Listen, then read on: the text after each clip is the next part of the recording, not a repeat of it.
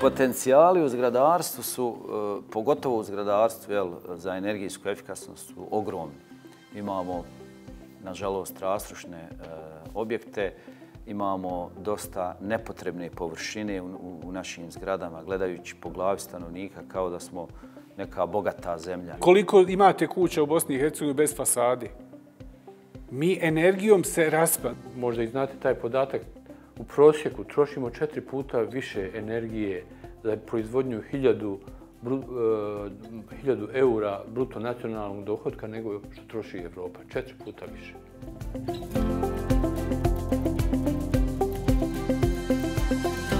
Naše analize pokazuju da bi recimo 2030. godine Bosna i Hercegovina s primjenom mjera energetske efikasnosti trošila manje električne energije nego što troši sada.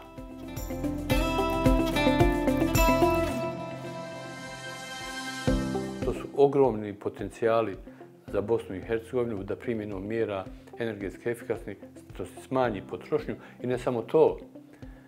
S druge strane, te mjere energetske efikasnosti su vrlo jednostavne. Izolacija, prozori, vrata, primjena nekih drugih načina grijanja, što su sve potencijali za domaću privredu, jer mi imamo dovoljno tih domaćih proizvođača koji mogu proizvesti tu opremu, te materijale koji služe za primjenu mjera energetske efikasnosti. Dakle, investirate u domaću privredu, štedite energiju. Ovi stambeni objekti su dosta problematični, naročito zgrade kolektivnog stanovanja gdje je vrlo komplikovano da se stanari dogovore o utopljavanju, pod navodnicima, njihove zgrade ili povećanju energetske efikasnosti.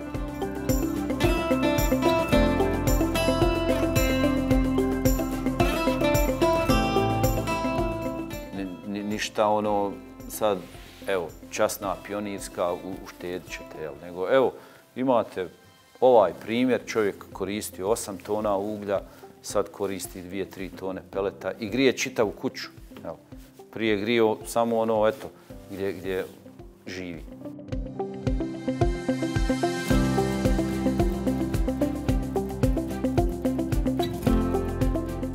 Gradsko grijanje, vi ako plaćate po kvadratu, a većinom se plaća po kvadratu površine, kakvu god izolaciju da stavite na kuću, vi nećete to osjetiti na računu, što je besmisleno. Znači, moramo krenuti u to da se naplaćuje po potrošnji energije. Energetski siromašno društvo je ono u kojem se za energiju troši više od 10% prihoda.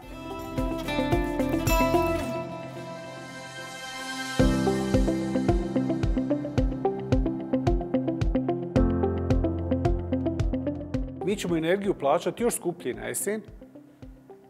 Možda do izbora da se uspije. Iskoristit će se vjerovatno ova inflacija da se pokriju te razlike. Međutim, nakon izbora dolazi zima i pitanje pošto će biti energija poslije toga. U okviru energetskog tržišta postoji jedan segment koji se zove energetsko siromaštvo. I šta ono obuhvata, odnosno šta adresira, čime se bavi? Bavi se potrebom da se naprave programi zaštite socijalno ugroženih građana. Tako da se recimo ove mjere energetske efikasnosti prioritetno usmjere na ta domaćinstva koja su u stanju socijalne potrebe. Ali naravno to podrazumijeva da bi trebalo imati bazu podataka socijalno ugroženog stanovništva. Mi nismo to napravili.